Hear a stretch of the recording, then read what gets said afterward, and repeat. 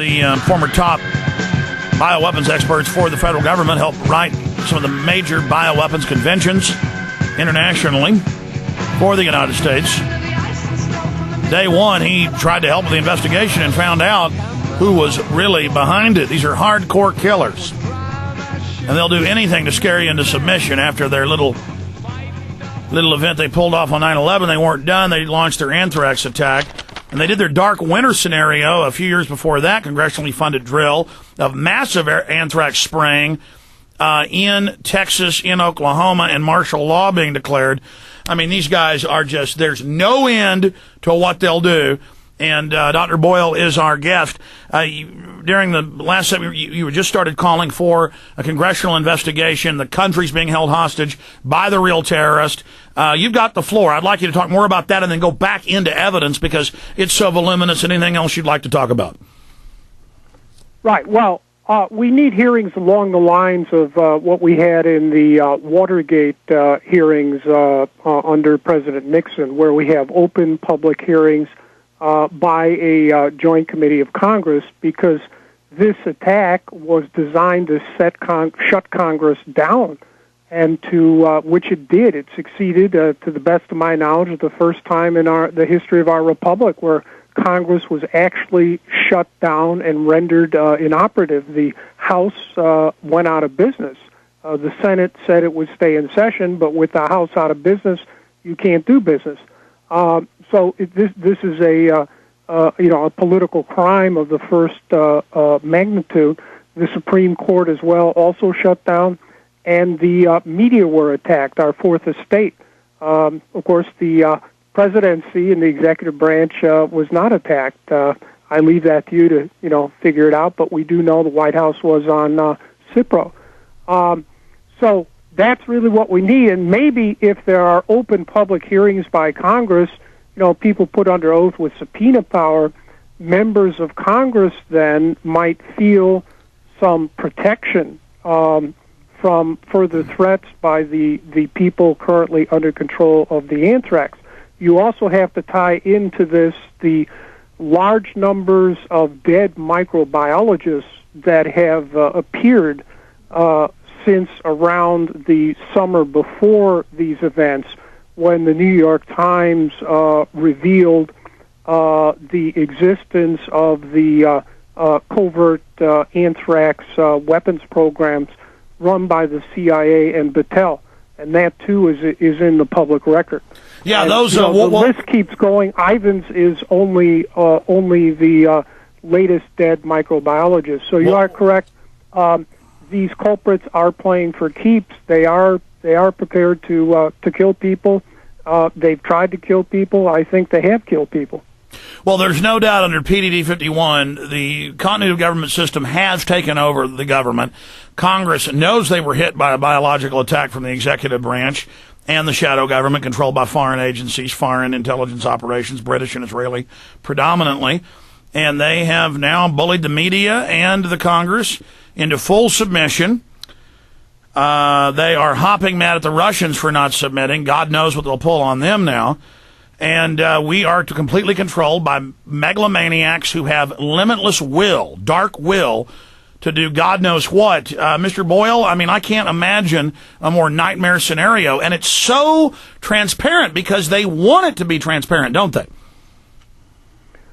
Well, I think it's transparent for people who are really following what's going on and adding it up, but I don't think for the vast majority of the American people. I do think you are correct in your analysis that the presidential doctrine for continuity of government was put into effect on September 11th, and it's still in operation today, and that we do have, in fact, a secret government that is really running things behind the scenes. Probably Cheney is in charge of it.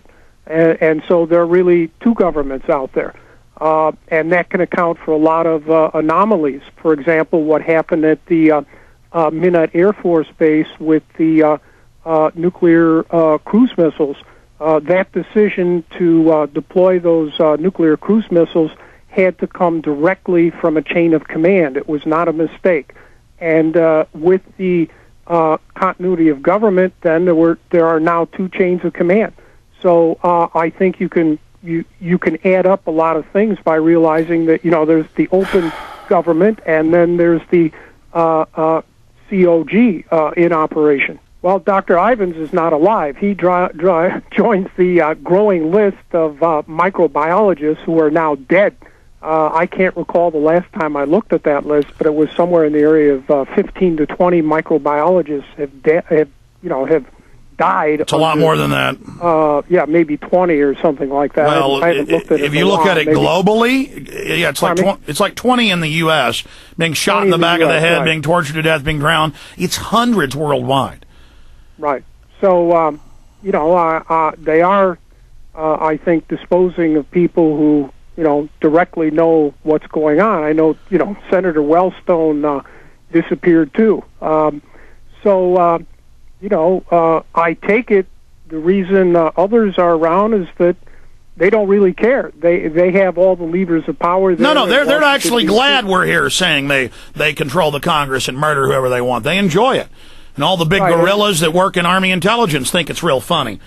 They love their cocaine money. They love their houses in Maui. They love butchering this country wide open. Good job, guys. Please continue, Dr. Boyle. Well, I don't think they think we're very effective one way or the other. Otherwise, they would take us out. Sure.